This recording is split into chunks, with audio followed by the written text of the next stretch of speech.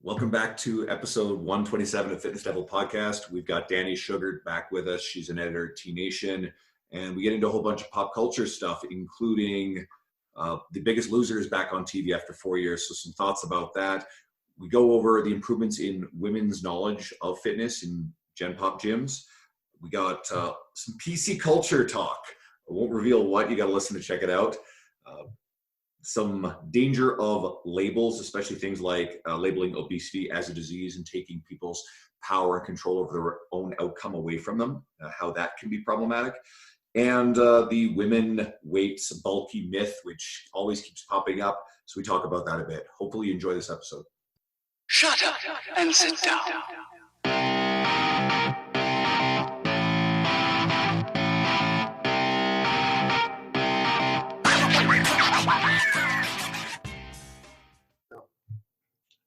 Hey everyone, welcome back to the Fitness Devil Podcast. Today we have Dani Shugart back with us. And if you're new to finding us and you didn't hear Dani on with us before, or you've never heard of T Nation before, which God forbid, Dani is an editor at T Nation, and she's also a figure competitor, a very prolific fitness writer, and a whole bunch of other really cool things. So it's great to have you back. Thanks for coming on. Thanks for having me. It's sort of weird looking at a blank screen because usually we have video with our guests, but we have audio today, so it's almost throwing us off a little bit. So I can't see. I am so sorry. I have a giant zit on my chest, and I think this thing keeps coming back every time I get rid of it. So I'm not cute right now. It's funny you say not the zit thing, but I have this I'm drinking my shake this morning. Yeah. And Andrew's you have shake all over your mustache, and I'm I'm not usually super worried about how I look, but I'm oh, that looks really bad. I couldn't stop doing it because I had no lid. That's why I left and had to get a lid, so I didn't look stupid on camera. So we all go through it. So I didn't want purple shake on my face. Well, haven't you heard the milkshake on mustache trend is really picking up? No, is it? Yeah. Well, no, I'm just. I was I'm not surprised by stuff anymore. It's just what becomes popular is I don't get it anymore. I have no idea. You should make it a thing. Maybe, I don't know. Yeah. What's funny? What do we talk about? It's been so long, but it's it's interesting. The more we do this, is we had you on I want to say a year ago. That's probably about a year ago. A little over a year, yeah. And because it seems so much changes. Well, it's funny you mentioning a year because yesterday it showed up my Facebook feed that was the first anniversary of my first article published on T Nation, which is before that you had asked me to come and contribute, which was holy shit, cool. So yeah, it's been a year probably because we had you on the podcast around that time too. So yeah, It's been a little over a year. So I had to pester you a little bit though. Because you talked about how much you loved T Nation, and then I looked through your posts and I saw that you were a good writer and you were excited, you had energy, and I remember being just do it, but you were kind of nervous about it. So I'm really glad you did. That's good. No, that's good. No, I was honored you asked. It was more my attitude towards it was I'm proud of the fact that I was asked instead of submitted a bunch of shit that got rejected and then finally oh, this one's good enough. It's but I knew you had it in you. And but I think what I had said was I felt like I needed to earn the right to do it, which is kind of a funny sentiment for someone who's been in the industry over 9 years now. And that's why I say this stuff to a lot of up and coming trainers who are trying to start writing. I encourage a lot of people to start their own blogs because it's very much the opposite of my own worries. There is, you don't have to have earned it in that capacity. You just have to, begin, and don't worry about what senior successful people in the industry think about what you're writing. You're not writing to impress them because they're not going to buy from you. They're not your audience. But there's going to be someone out there who you are their go-to fitness resource, your earliest followers on your social media, your friends, your network. And you're doing them a disservice and yourself a disservice by not putting your ideas out there and sharing them. So for me, it was a big honor to be basically in a year he grew so much. That's so cool. What does it look like for an editor in a year? We haven't caught up with you in a while, but do things evolve? How are things evolving for you, I guess, so to speak, at T Nation? That's such a good question. I've never been asked that before. Ooh, but yeah. So For me, I have a problem. I have a hard time producing material when I'm consuming it. So if I'm busy editing a lot of other people's articles, I don't really have a whole lot to say because I'm thinking about their thoughts, and how to make it sound good, how to make it read well. So it's often kind of hard for an editor to come up with ideas. And I know that there are tons of prolific writers who are editors already. So that's just a me issue probably. So for me, it's like I enjoy learning from other coaches. I enjoy reading their material. I don't really have a hot topic on my mind right now that I feel the urge to get out there. I have a couple ideas that I've been playing around with, but I'm like, I'm not solid in those enough to make those an article. Yeah. And so that's kind of what has evolved for me, is that I'm not hyper passionate about any specific thing that I need readers to know right now. And that's kind of what determines what I write. Which is crazy because like it's not like you're not doing anything, like editing, like that's part of your job, is like doing other people's shit too. Yeah, consuming other people's information is a big part of it. And I guess, when I look at my coworkers, they do edit and write their own material, and I'm like, how do you do that? That's mind blowing, because it's hard for me to come up with original ideas on my own when I'm consuming other people's ideas. And it's like, I'm thinking about that. And so it's hard for me to formulate my own thoughts as far as fitness goes. I'm going to return to this thought later. I sort of have a theory, and I may be wrong. These may be absolutely what you're pushing for, but I sometimes suspect the T-Nation make sure you write something that's going to be really politically incorrect, because the guys are scared to death of the fallback on a male, whereas you might be able to get away with a little bit more. Oh my I don't goodness. know if that's true or not, but that's very interesting, because I've never thought about the perspective of people looking in and considering what we write. I am not trying to be controversial when I write an article. I have no agenda. I'm not trying to rile anyone up. In fact, I prefer to not make waves. I am the most unaggressive person in person that you'll ever meet. I don't want to fight with people. So when I come out with an article that pisses a lot of people off, it's not because I wanted to piss a lot of people off. It's because I had something on my heart and in my mind, and I needed to share that information. And I felt like T-Nation was a good place to do it. But I'm not really trying to make waves. It just sometimes happens. Well, I know that the minds behind T-Nation like the waves for sure. We're going to come back to that one, but I definitely wanted to see how things have been going with your guys' own venture into podcasting with Fit Pants with your husband, Chris. So Fit Pants is kind of like what we wanted to do. We just wanted to have fun. We wanted to do a thing on our own that we didn't have to get paid. Like, it doesn't earn a paycheck. We're just doing it for fun. And we have ideas and discussions on our mind that don't really fit into an article. They don't really, we want to discover what the other one thinks and delve into these topics, but it's not really an article. So we wanted to just, I don't know, have a hobby. So that's kind of why we started our podcast. It's been a lot of fun. It's been totally unserious, totally, I don't want to say flippant, because we do get into some topics that are a little bit more serious, but it's mostly lighthearted fitness talk. And I've noticed that when we had Chris on the podcast, the stuff we drew out of him, because that was definitely one of the least politically correct podcasts we ever had, was a little different version of them, a little more uncensored than the stuff I think you guys have been posting up too. But it's actually really good. It's definitely fun. It doesn't take itself too seriously, which sometimes fitness podcasts can be guilty of. When we got into this with Andy, we just had Andy on. It's Andy McCloy, right? Andy McCloy. But like in terms of like content, and like you're saying, you're sifting through a lot of content, people like automatically assume it's writing or like Instagram posts. And podcasts are a medium which like you can get a lot of stuff out, especially if you're not good at writing. Like not everyone's going to be able to write like you or Andrew or any of the people that you're bringing on. So like there are options, and it can be more than a hobby too. Like some of these hobbies just turn into something that you didn't even expect. Like with ours, right. it was interesting. Like we didn't expect shit. and now this is our form of content. I'll give you an example. It's kind of cool. I actually wanted to shout out and thank anyone who's part of the precision nutrition community who actually said our podcast name, because someone, one of the executives within PN, sent me a message going, "Hey, I'm so-and-so from PN, we're this coaching company, like list all this stuff off." And like, don't worry, I know you are. We polled our community, and your podcast came up a whole bunch of times. This is fucking precision nutrition here, right?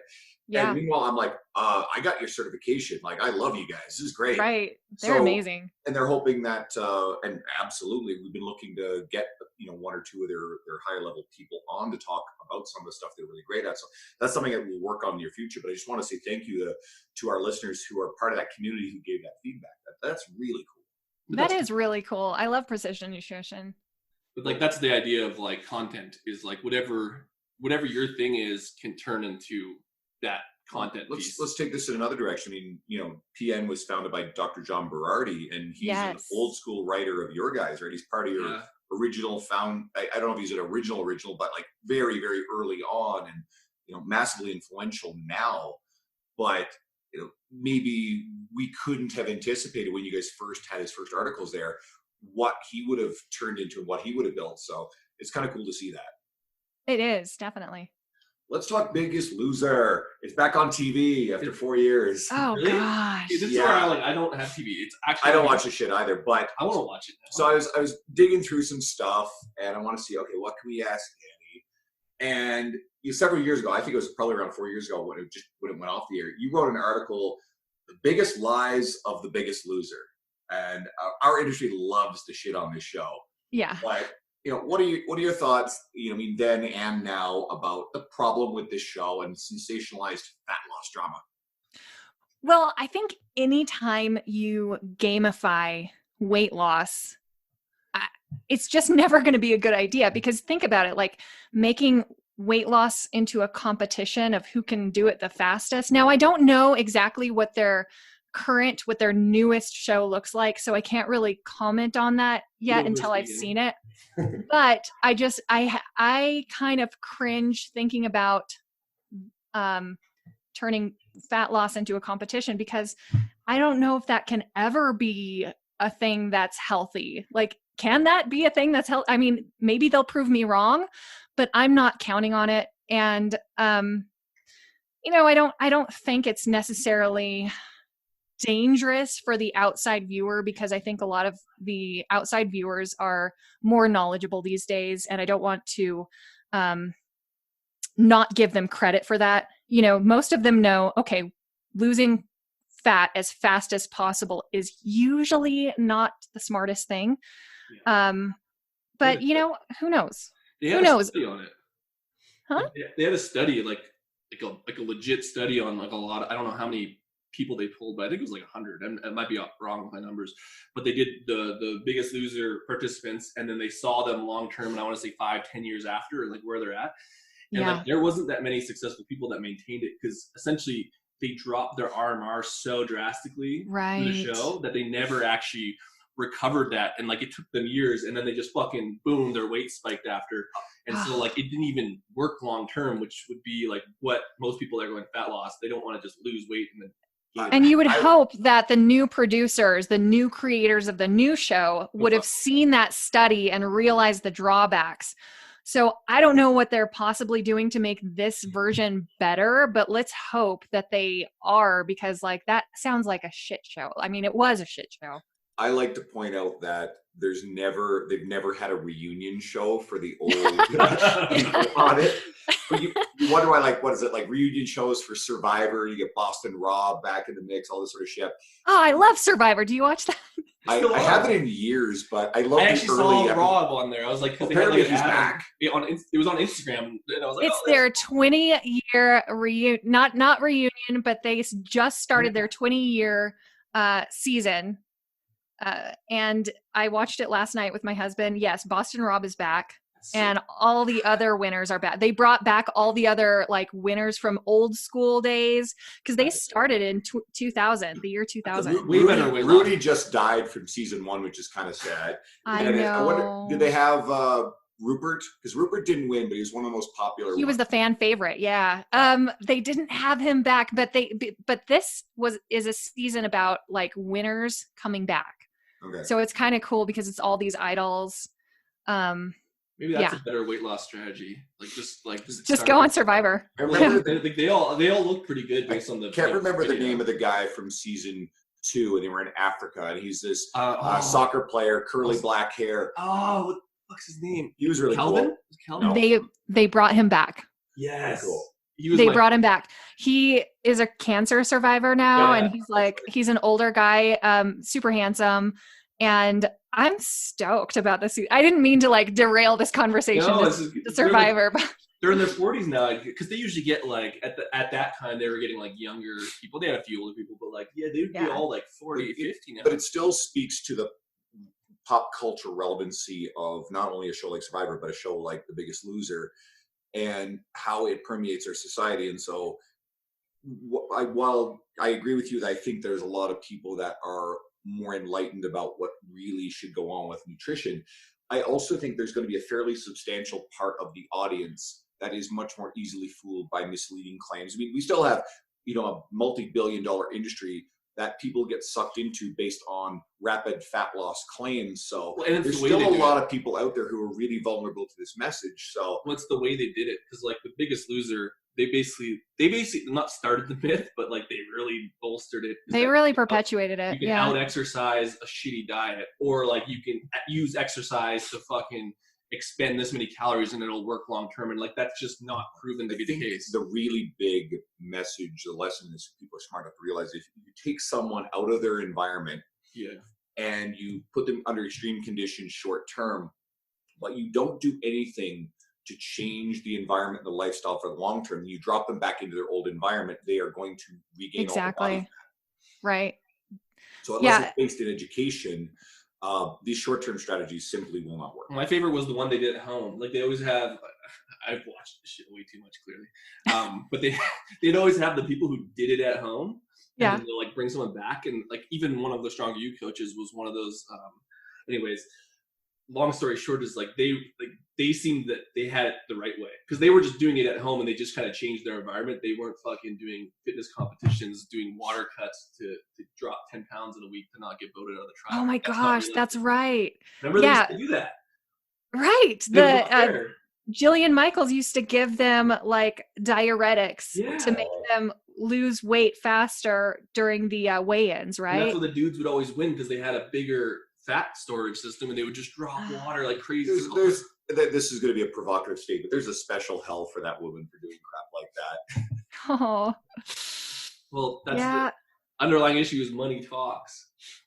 She's rich now, and so we're like a lot of those contestants were like motivated by money. So what's the answer? How do we, because I'm a big proponent of not just shitting on the stupid crap, but actually proposing solutions. So right. Well, I believe in personal responsibility. We don't have any, you can't save everyone. Every adult is responsible for his and her own body. Right.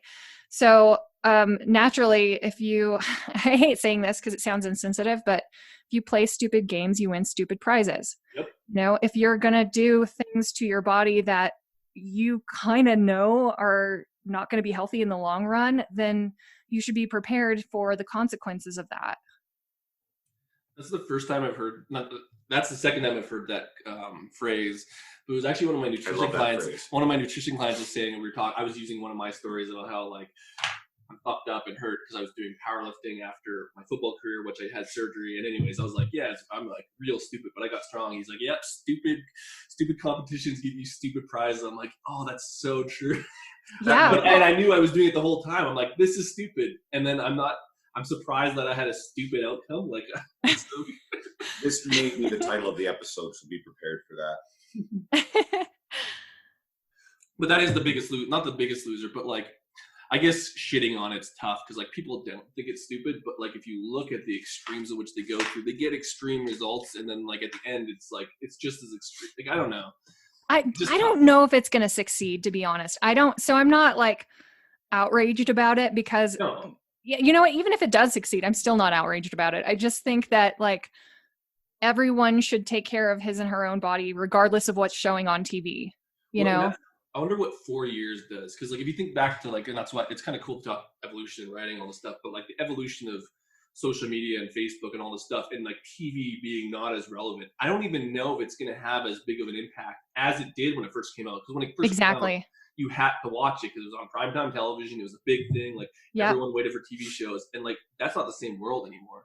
So it'd be No, you're interesting right. to see what the actual impact of it, because I never even heard about it. And like I know when it first came out, that's all you hear about is like, oh, did you hear Lost comes out? Oh, did you hear Biggest Loser on Wednesday or whatever?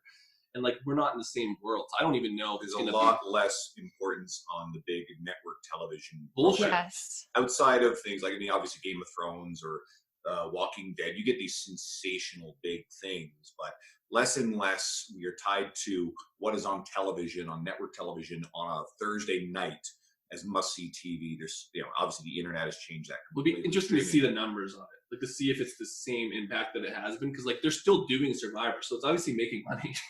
Yeah.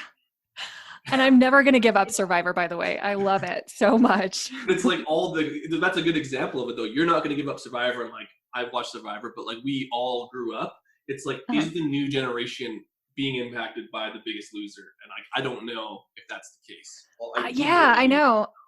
I do believe that the youngest generation of like, certainly the 20-somethings now, because of, and I'm going to say, I think Instagram in this particular way is having a positive effect. They have more access to better information if they choose to follow the right people.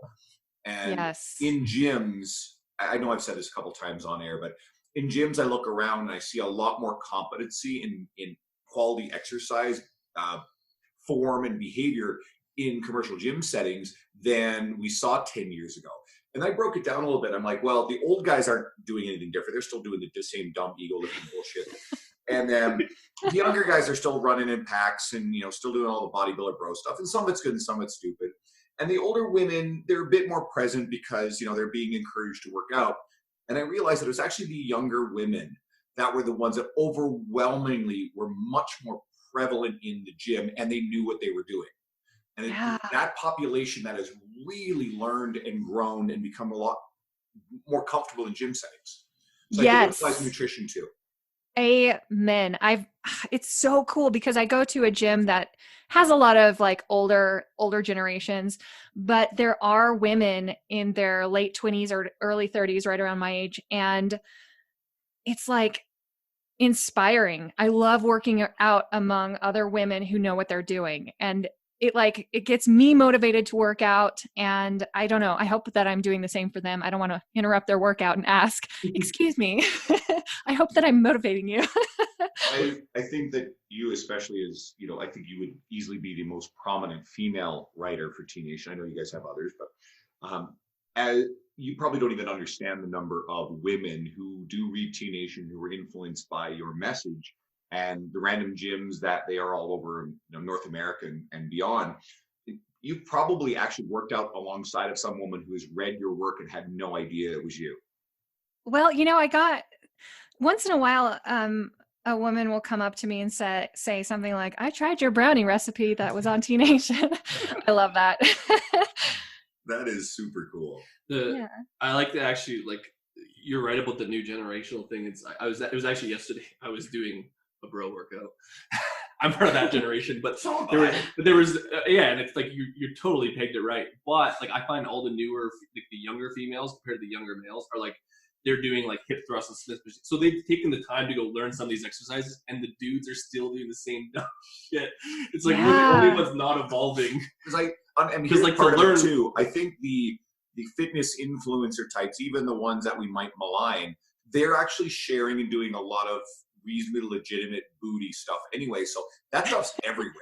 Right? Like you still have to learn the nuances of like movement to like do some of these things. So it's interesting seeing that they're using different types of equipment, because as a male, whatever, but like they're like doing bench press, biceps, leg press, very few deadlifts, but like they're doing the same shoulder circuit everywhere. And like there's all these women doing everything in the gym. I'm like, oh man, these girls are gonna get in way better shape. Because I didn't do legs till I was like 20. You know what I mean? Like, but that's a big thing. Like I'm missing half my body, and I'm not sure all guys are like that, but there's a large portion of that bro group that like they got skinny legs and they're only working on arms and chest. If I'm in a commercial gym and I see guys, any guys, or they're in the squat rack and setting up a squat, I usually kind of look for a second. And sadly, I'm still often very sort of disappointed or entertained or both with what I see. And I feel bad. And I'm like, oh, fuck. No, I'm not going to go fucking say it. No, yeah, but so this is another thing. This is whatever. This is observational at best. But like, I'll do the same thing. I'll see some dude going into the squat rack. I'm like, fuck, I gotta watch this. Like, this is gonna be scary. And it usually is. I would say about like 70% of the time, it's like, yeah, you should not squat. But then the girls are generally way better at it. Way better. And it's interesting because not that you would assume that, but like dudes think they know everything about lifting, and I would say a lot of them don't because they're just meatheads and they're just mashing ridiculous weights for no reason. And then there's these females that are just like, they deadlift perfect and they're squatting perfect. I'm like, you guys need to teach all these dudes. I love seeing a couple go in there and the girl knows what she's doing and the guy doesn't. I see that all. So I don't know. Wow. I see that so often now. It's like some girl coming with her boyfriend and she's like doing way better than him. It's just like it's like it's crazy. Poor guy.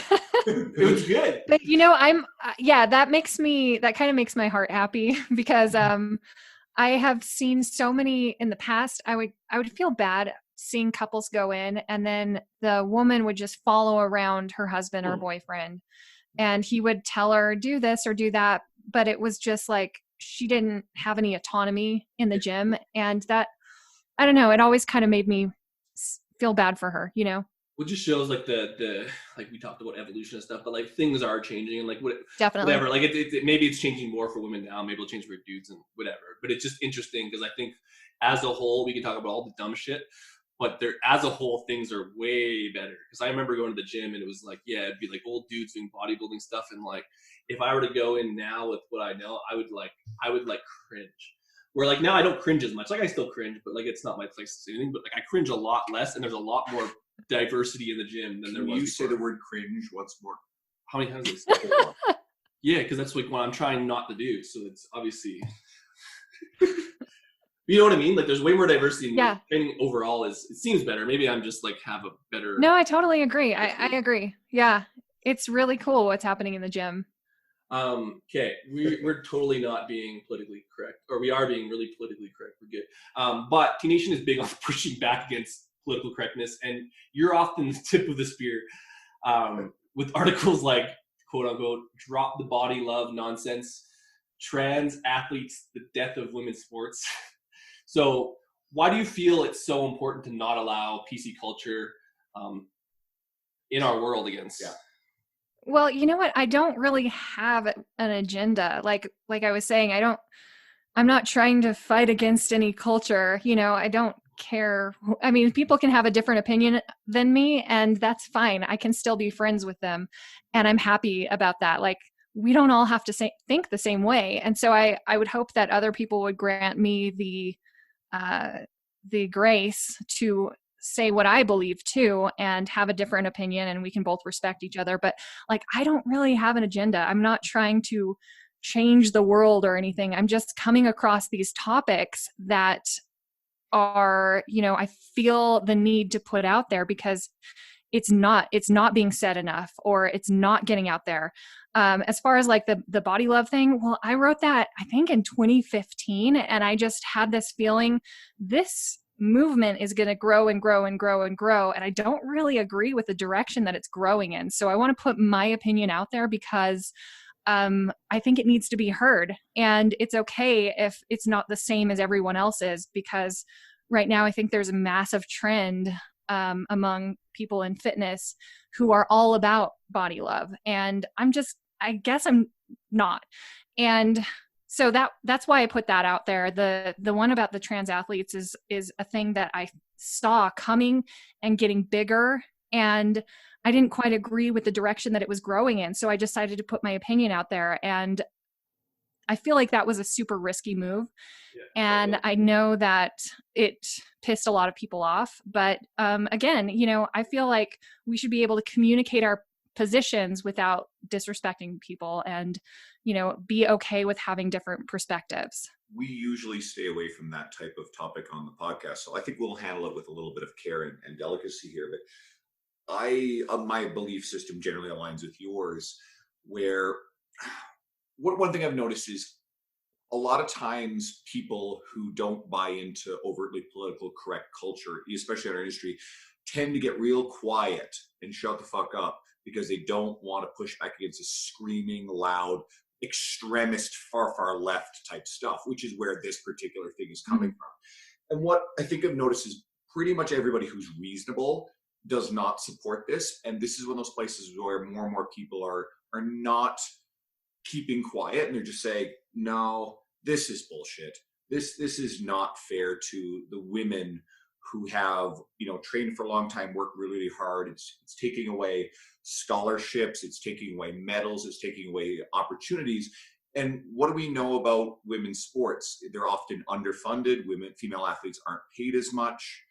And me personally, I'll be very careful how I say this, but I simply do not think it's fair for an individual to come in, and there are a handful of very high profile cases where, a biological male has transitioned and then is going in and is just destroying the competition in female sports.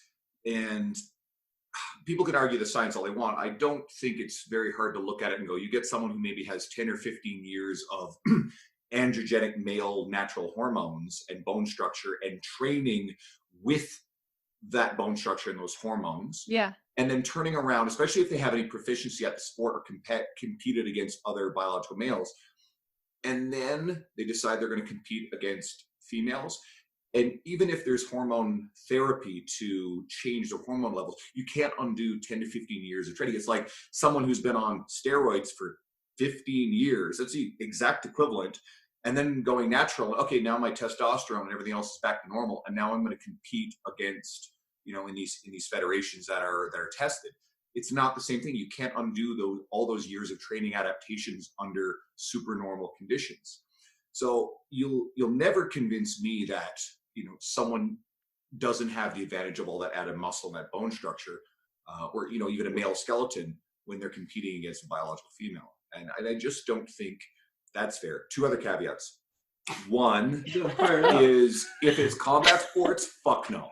Not a fucking chance, right? When it comes to combat stuff like MMA or whatever, no. I'm not even going to listen to that argument. There's no place for it. And now that's actually really the main one. I'll let you guys have this. I was going to say, like, I don't even know where what's the status on this stuff now? Because I haven't heard the body love stuff for a while, and the trans athlete thing. Has it run its course? Has both of these things run its course yet? No, I think that you're not going to see the end of either of those. Well, the thing is that I don't care I don't really care if body love becomes a big thing, because I said my piece on it, and I'm fine with other people loving their bodies. That's great. That's fine. It's just not a thing that I really understand, I guess. And then the thing about the trans athletes is I don't think we're going to see the end of it until a high profile athlete, female athlete, gets beaten by a person who transitioned, and a trans woman. So, and I think that could happen at the Olympics, the upcoming Olympics. Is there, have they allowed it? I'm not totally behind on it. Well, there is, so there is an Olympic weightlifter right now. Oh, what is, I can't remember Hubbard. The name. Laurel? What's that? Laurel Hubbard, probably. Yes. Yeah. Laurel, I think, got hurt. So I think that was an abusive situation where a very experienced male lifter transitions and then turns around and goes, I'm going to go beat up on a bunch of girls. And they may very well have truly believed in their soul that they're a woman. That's fine. That I'm cool with. So the Olympics have allowed basically. Yes. Yeah. So the rule is, and I haven't looked at this for a while, but I think you only have to have been on different hormones for about a year. And then you can, and you have to call yourself the gender that you identify with for that, at least that amount of time. Yeah. All I can think about is Russia would be all over that if they were allowed the Olympics. Probably not, because you keep in mind that most of the countries in the world culturally would not allow or support this at all, right? I mean, North American culture and how pervasive a lot of this political correctness stuff is very different from what you'll see in a lot of the rest of the world. So I don't think a lot of countries would have any sort of tolerance for this whatsoever. So I don't think it would be an issue.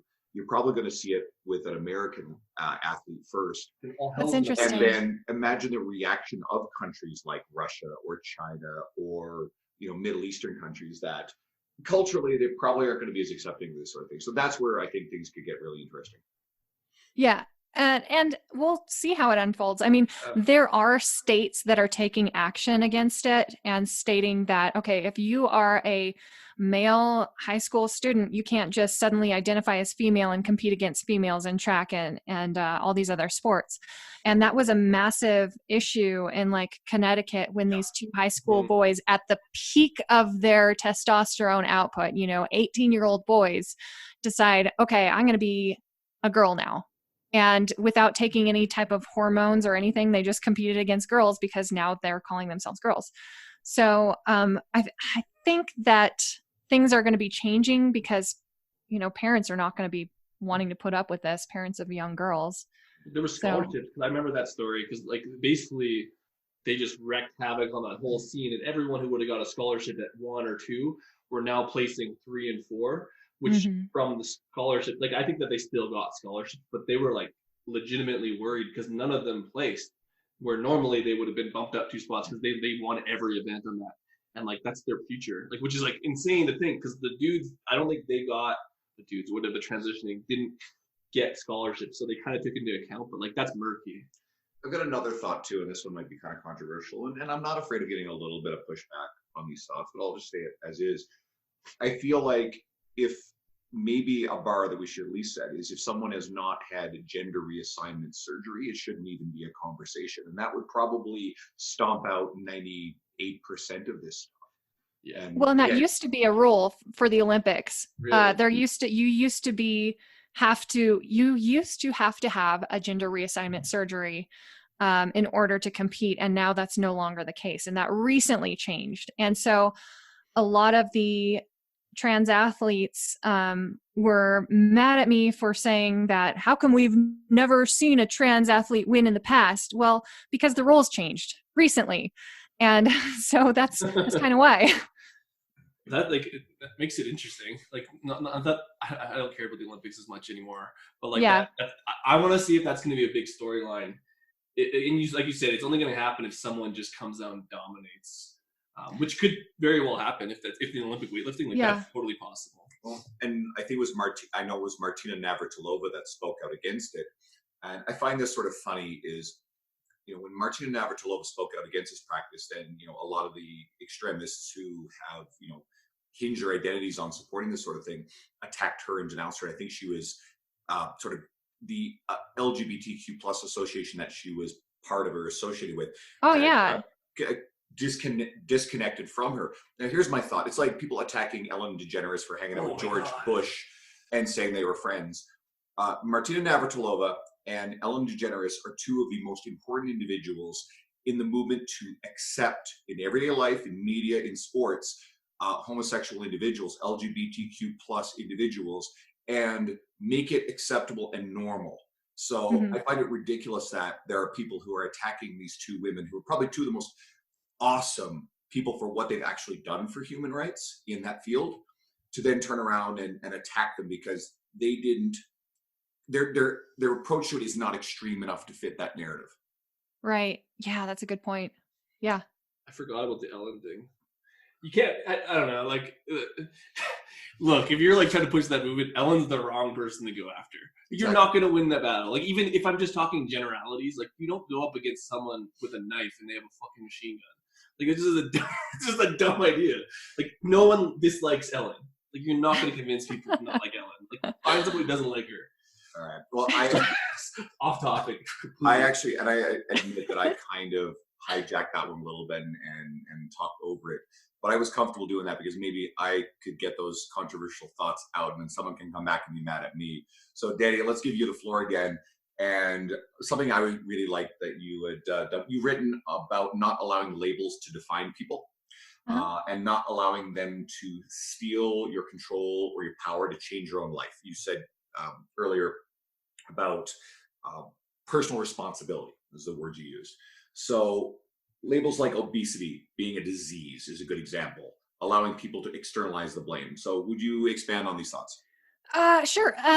I don't mind labels. I think we all kind of live by labels because they influence our worldview. Like they help us look at the world through a lens. And like if you're a father, that's the lens you look through. If you're a personal trainer, that's the lens you look through. That's your label. It's kind of natural to have a label. But what I'm worried about are the labels that make us victims. So if we are adopting labels that tell us that our obesity is a disease, then is that going to make us less likely to fight against it? Well, when I wrote that article that you're mentioning, that was after a study had been done about the terminology making obesity a disease. And it kind of, if I remember correctly, this is kind of an old article. I remember It is.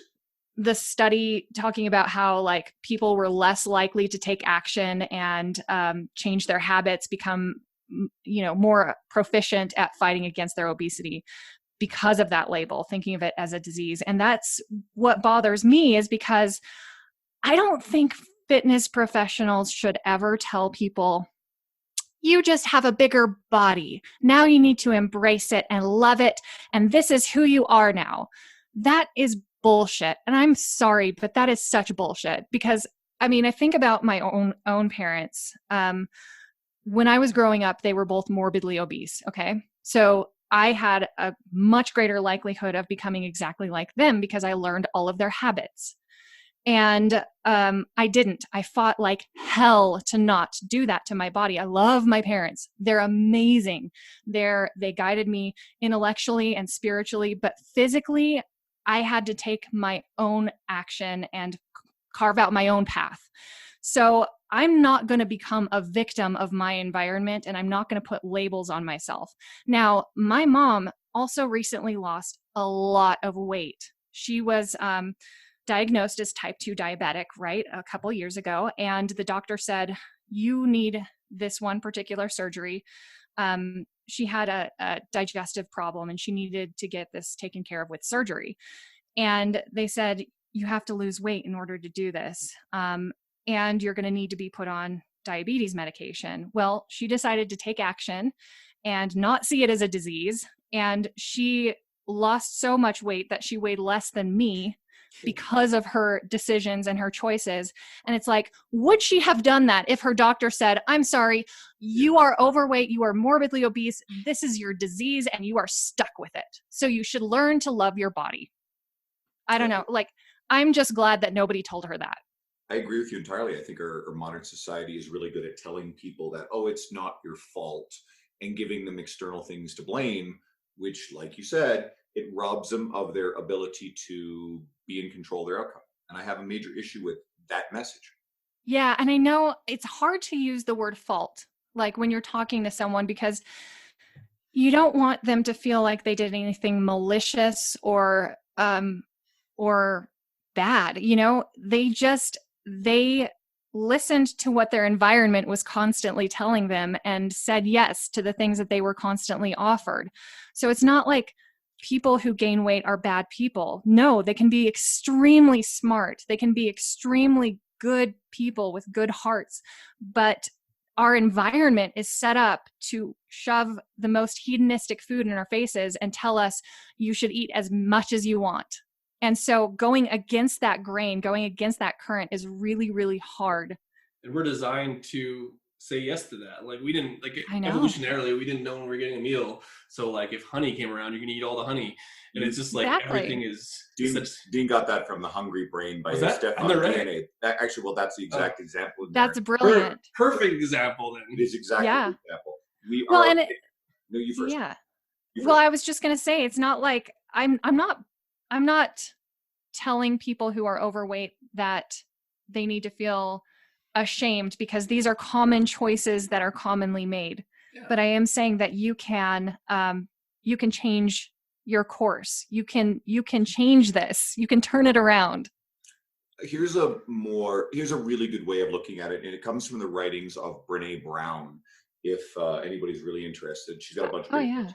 And it's distinguishing between guilt and shame, between saying I did a bad thing and disassociating it from your identity versus saying I'm a bad person.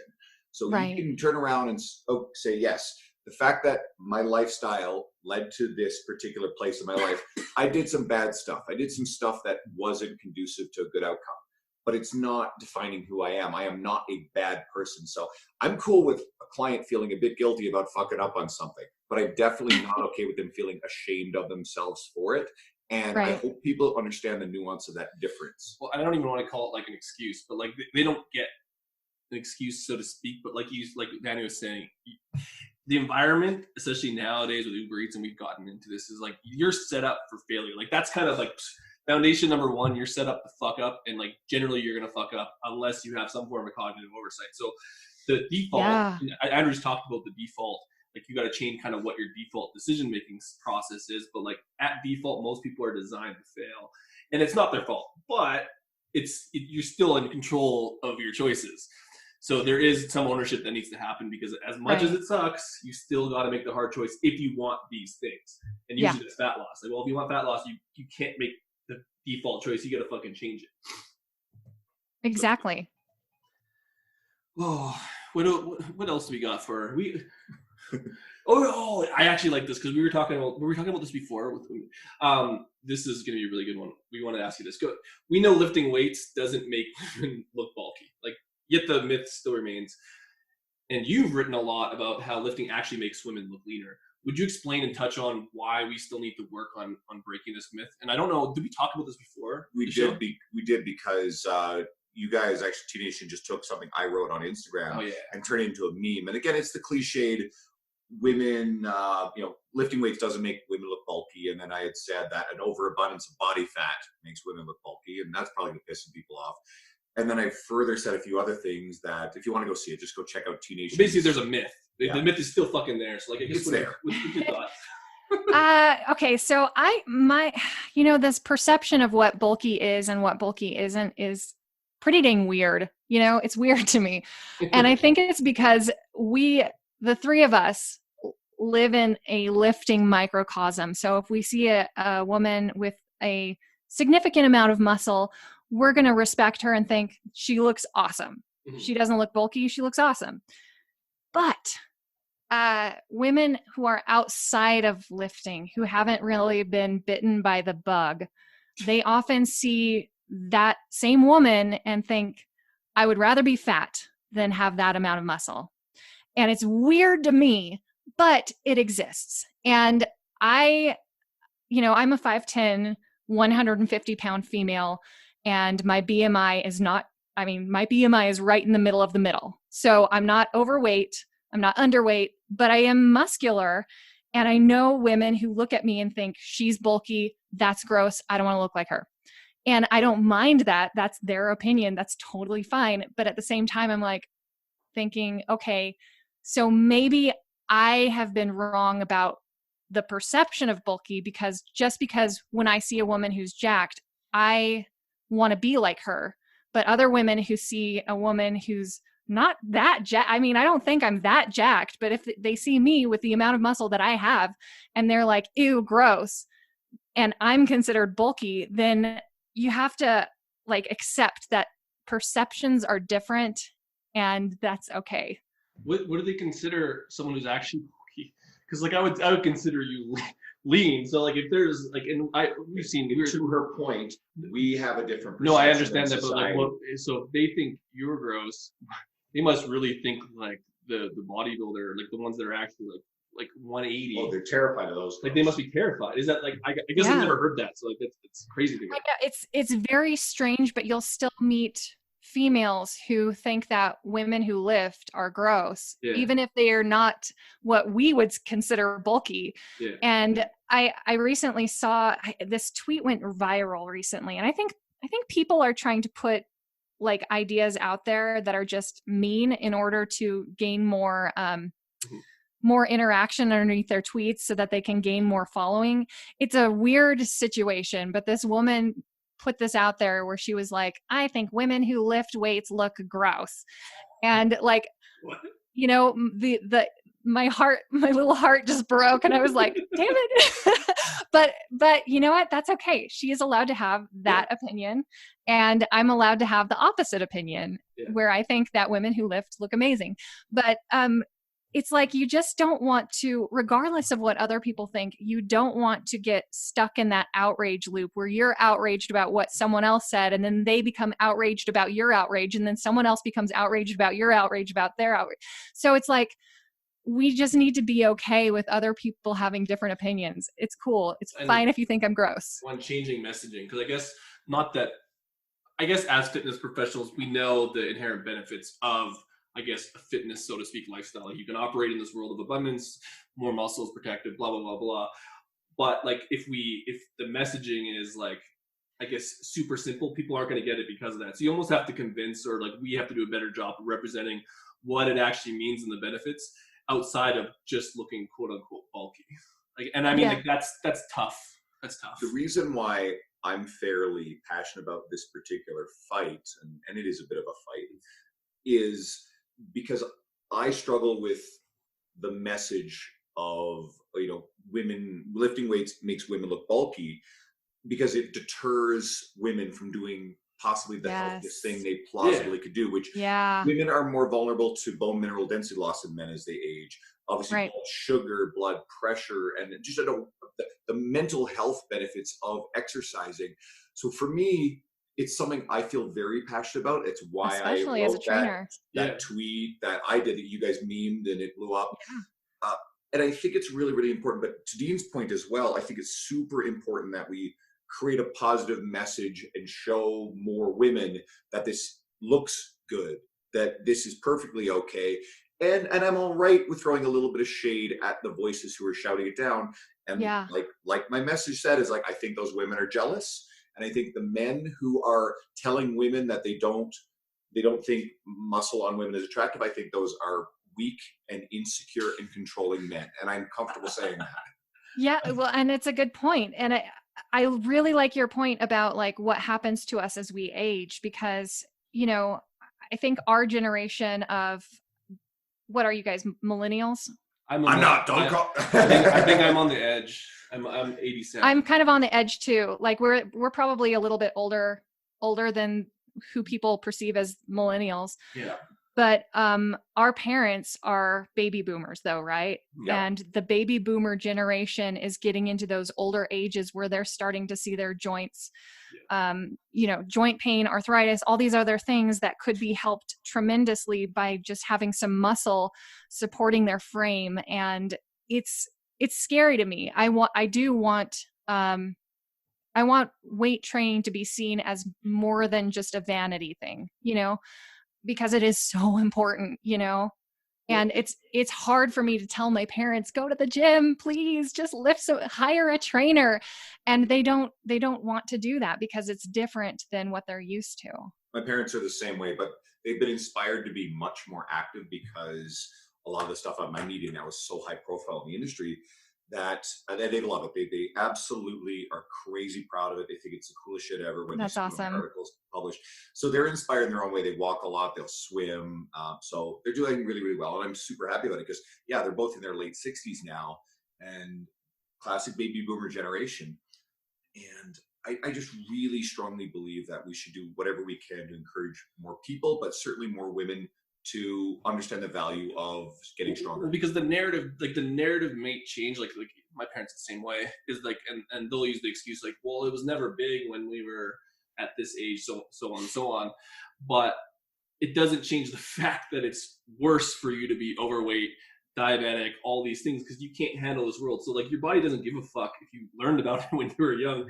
Like, and that's that's a messaging thing, but like, it's good to see that that's going to happen, but it'll be interesting to see what happens going forward when we turn 70, or like our generation, because it is more prevalent, but maybe it doesn't make a difference. There's also maybe we are preventing what could possibly happen to us. Maybe weight training is like that preventive measure that will keep us from breaking down and, having all these problems as we age. Let's hope so. Well, the thing is, I think sure it is. Well, but we're fighting the battle of Uber Eats.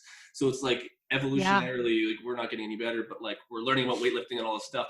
But I would say like the hostile environment's getting 10 times worse. Like, diabetes Like the healthcare costs in the States are like astronomical, and it's not getting better. And fitness has gotten bigger, but the problem has gotten worse. Which is crazy. It still comes down to personal responsibility and not giving people these labels and excuses to say it's probably too hard, so don't bother trying. Yeah. Amen. Maybe the Biggest Loser is going to fix it all. Yeah, for sure. It could. If nothing else, and it's kind of like the easy things to criticize, and I suppose CrossFit sort of falls under this umbrella, although I'm actually very pro CrossFit. I don't do it myself, but I think as an entity, it's great. And I know T Nation is very pro CrossFit, but maybe we could look at it this way. If The Biggest Loser is on television, it is still getting people to talk about the fact that, hey, I should probably lose some weight. I should probably make an effort to be healthier. It is putting it right in front of the public conscience. And it's the people who are sitting down and watching this often are the same people who aren't active. They're the ones who are sitting in front of the television snacking. So maybe this is something that someone says, well, I'm not going to go do that, but I'm going to start getting to the gym. And maybe it changes somebody's life or a lot of lives. Still a net positive. Yeah, you never know what type of like domino effect something could have, you know, that leads to something else, that leads to something else, that turns into, you know, a lifestyle that's much healthier. As long as no one dies. I think like they're taking diuretics and going on keto and like exercise. I'm sure someone's died watching The Biggest Loser and doing that stuff. Like someone's died of boredom at least. I do love to see the stat. I want to know if someone's died. If anyone, because like someone has had to. People die from doing stupid shit on Fear Factor, like watching like weight loss stuff. So it'll be interesting. Yeah, but you play stupid games, you win stupid prizes. Yeah, and back around. And it comes back to personal responsibility. If you go watch a movie Jackass, you decide to go down a steep road riding in a shopping cart, and something bad happens to you. Right? Oh my gosh. But Jackass is way better than The Biggest Loser. Yeah. So that was a snippet of time of like, my God, you probably have seen Jackass too. Like that was awesome. But like but that's not helpful to anyone. Like that's the worst show ever. I loved it. Bad fucking time. But like then we can rip on fucking Biggest Loser. You have Johnny Knoxville and his. Well, okay, but there's a difference there because Biggest Loser is pretending to help you with your health and fitness, while Jackass is just for pure entertainment, and they know what they're doing is stupid, and they'll tell you that. So it's not charading as something that's going to help people with their health and fitness. It's not charading, as fitness advice. I'll take this in a slightly side direction because there's been a couple of incidents, and I'll list them off, where you get this urge for modern social media fame and relevance, and people are doing painfully stupid things, disruptive things as stunts for Instagram following. So recently there was a guy, I think it was a flight from Toronto to Jamaica, and the flight got disrupted and turned around because some fucking idiot, and I'm going to use that language, jumped up with his cell phone recording himself and announced on the plane that he had coronavirus. Does this actually happen? Is this Canadian? This happened. And oh my gosh. We just sentenced, also I think Toronto, I don't know what the fuck is wrong with Toronto, where she hucked a chair off a high-rise apartment building down onto a street. Didn't hit anybody, but very well could have. Of course, filmed for social media, so the police charged her. And you get these morons who are resorting to this kind of fucking stupid garbage to gain attention, and somehow this is validated. If Jackass, I know where you're going with this, but if Jackass was like famous now, there'd be so many dead people because of Instagram. Because before there wasn't Instagram, it's like there was some YouTube people doing dumb shit, and like Facebook was kind of just coming out, but like there was no incentive to doing this stuff other than getting fucked up.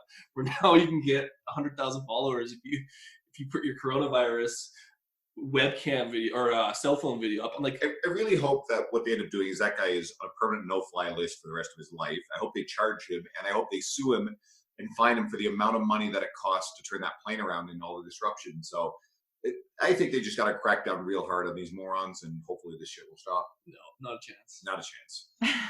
There's not a fly. There's no way that's gonna. Like, it's too attractive to gain a following, because like I guess the popularity of it's so vast, and like there is actual money attached to it. Like if you get a big following and you learn how to monetize it, like you're rich. But I wonder about that though, because like if you pull a really stupid stunt and then it goes viral, do you have to keep up your stunts in order to continue having that following? For sure. Like, look at the big fat Jew. Like, he has to do that's his name. Like, on Instagram, and like now he owns a company, Paris Hilton, for like a wine company. But I've seen his page. he has to do and it's gotten different now because it's more ad based. But like, he had to do a bunch of dumb and like really gross comedy stuff to like get famous. He needed to keep upping the ante. It did work, but I don't think you can really, you can't. You can't get better than the coronavirus on the airplane. Like, there's no step above that. Like, you're done. Like, you're at the top. That just makes me cringe so much. And I don't know how you guys watch that stuff. Like, I mean, even watching like Impractical Jokers, I'm like hiding in a corner, like, no, that's a socially awkward thing to do. So like, I can't even handle that, let alone like crazy stunts that actually put people in physical danger. I think part of the problem is the rise of narcissism as a trait in our society. And there's a lot of theories as to what the cause is and whether or not Instagram, to what degree Instagram plays a role. It certainly does, whether or not it's cause or effect, but or a byproduct of the rise of it. But you get these kind of people who just have no idea of the consequence of doing something that stupid. Well, the coronavirus guy didn't actually understand the legality and like the sense of weight of what he did.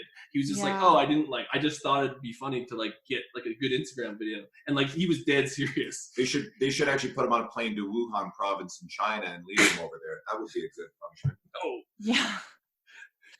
Oh my gosh, that is so bad. It just, I don't know. I know this has nothing to do with fitness, but it kind of does. It's like the same bullshit. All right, before we wrap this up, Dani, anything on your mind, anything burning a hole in your soul you wanted to share with us or talk about? Oh, I don't know. I have a new podcast. It's kind of fun. Let's remind people how to find that too, because I think the dedicated podcast listener is always interested in finding something new. So yeah, tell us about that, and then just make sure people know where to find you on social media. Okay, so social media is just my name, Dani Shugart, DaniShugart.